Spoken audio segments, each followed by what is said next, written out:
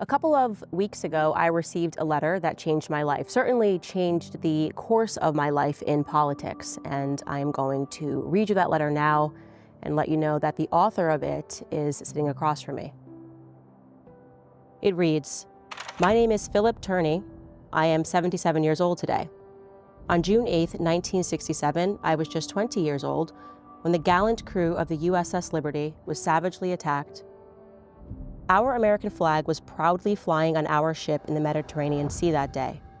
The designation AGTR-5 was clearly painted on the bow, port, and starboard sides. USS Liberty was written in English on her stern. When we arrived on June 7th, we were overflown by Israeli reconnaissance aircraft, and the same activity was repeated on the morning of June 8th. We were positively identified as American and friendly by the IDF. We had requested a destroyer escort long before we entered the Mediterranean, but we were denied twice. Our captain assured us that we were clearly marked as American and we therefore had nothing to fear. We were alone, 12.5 miles off the coast of the Sinai Peninsula, always in international waters. The Israeli reconnaissance aircraft were clearly marked with the Star of David. We therefore felt secure, seeing a flying boxcar and other smaller recon propeller aircraft taking good care of us. The attack began at 2 o'clock on a beautiful, bright, sunny day by French-made Mirage and Mistral jets painted black with no markings. We had no clue who was attacking us, but assumed it was an Arab state. During the first pass-by, the jets took out all but one of our transmitting antennas, as well as every watertight door above the waterline. The air attack lasted about 25 minutes, killing and maiming our firefighters and any sailor who moved. Our radio man took one antenna offline, so it wasn't transmitting and wasn't hit.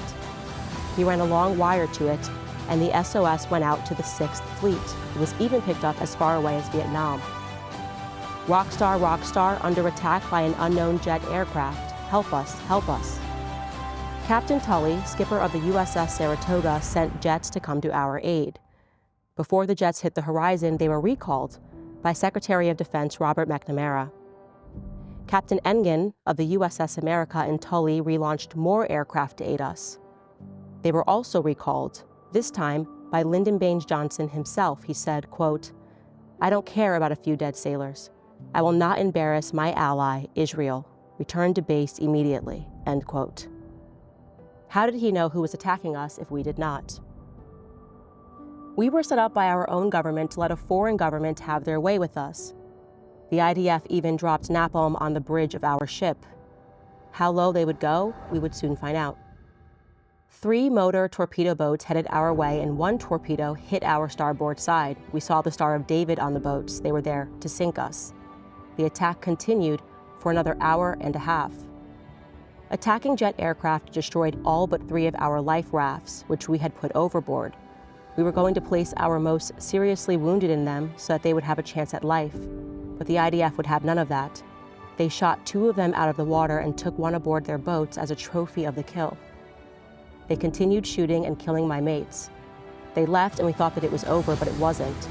IDF helicopters were sent with troops armed and ready to board our ship and finish us off. Then they just left. I guess the gig was up when the mighty IDF could not sink our defenseless ship.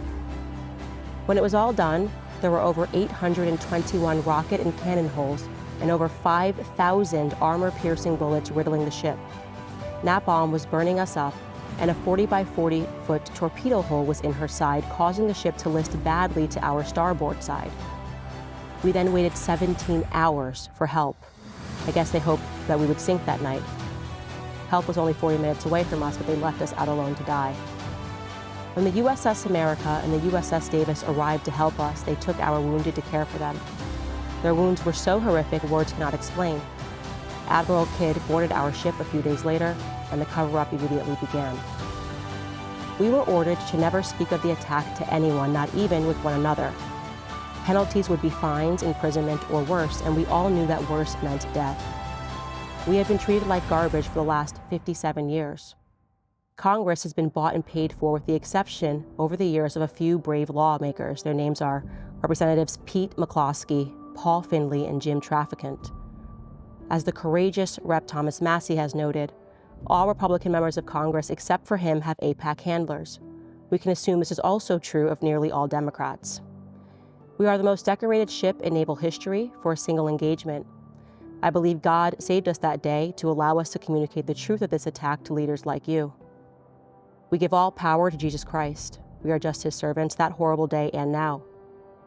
The USS Liberty survivors are the biggest whistleblowers this country has ever seen. We have been smeared as anti-Semitic, Jew haters, and Nazis. Our only sin is that we survived. We didn't kill anyone. Israel did all the murdering that day, and the US government did all the covering up. I'm asking you to help us save America by telling others the facts about the slaughter of my mates. We are begging you to support us. Respectfully, Phil Turney, the president of the USS Liberty Veterans Association.